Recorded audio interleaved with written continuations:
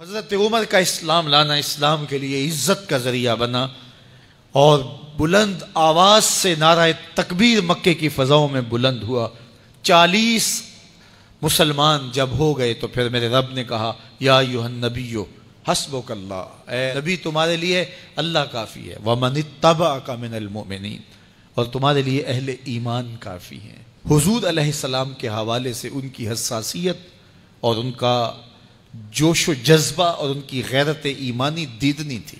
حضرت شاہ ولی اللہ محدث دہلوی علیہ رحمہ فرماتے ہیں کہ 17 مقامات پہ قرآن مجید میں حضرت عمر کی رائے کے مطابق قرآن نازل ہوا۔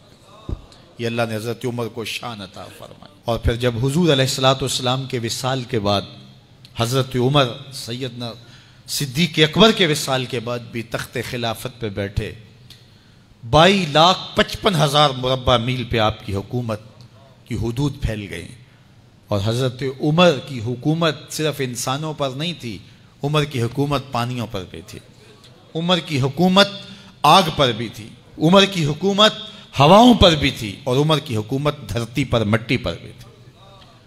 آپ جانتے ہیں کہ مصر کے گورنر نے لکھا کہ یہاں تو عجیب کہانیاں ہیں۔ کیا ہوا؟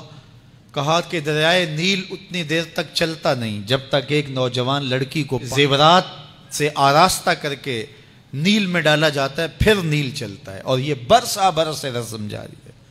تو حضرت عمر کے پاس جب یہ پیغام پہنچتا ہے تو حضرت عمر نیل کو خط لکھ رہے ہیں، بسم اللہ الرحمن الرحیم، مصر کے نیل کے نام عمر کا خط، اور آگے لکھتے ہیں اے نیل اگر تو اللہ کے حکم سے چلتا ہے تو چل، ورنہ تیری کوئی ضرورت نہیں ہے۔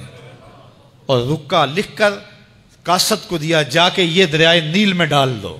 اللہ اکبر، جن کے رکے دریا بھی مانتے ہیں، پانیوں پر بھی حکومت ہے۔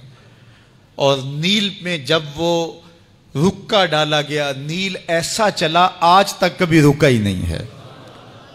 پانیوں پر حکومت، ہواؤں پہ حکومت۔ مسجد نبوی کا ممبر ہے، عمر خطبہ دے رہے ہیں، عراق کے علاقہ نہاوند میں جنگ ہو رہی ہے، مدینے سے 1 مہینے کی مسافت ہے، 1 مہینہ مسلسل چلیں تو نہاوند آتا ہے۔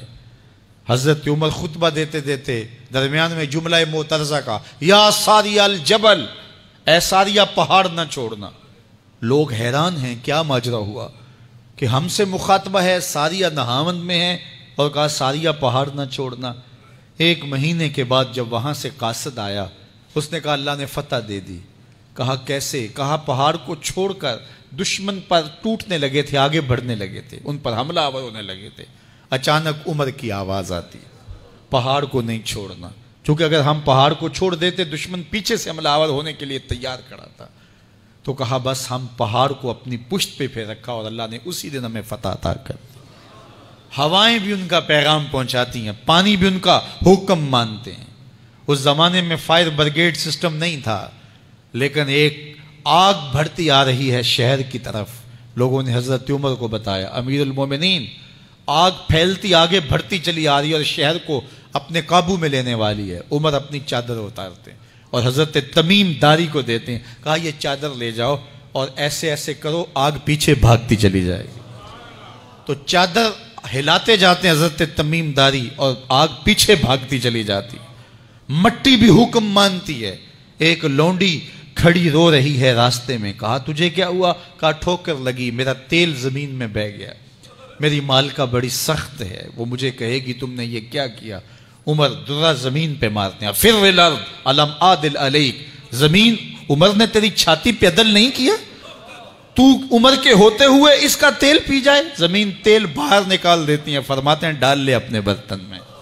تو یہ عمر کے ان کا حکم مٹی بھی مانتی ہے، ان کا حکم ہوائیں بھی مانتی ہیں، دریا بھی مانتے ہیں، ان کا حکم پانی اور آگ بھی مانتی ہے۔ وہ عمر، میرے حضور فرماتے ہیں ان الشیطان یفر من ذل عمر، میرا عمر وہ ہے جس کے سائے کو دیکھ کے شیطان بھی بھاگ جاتا ہے۔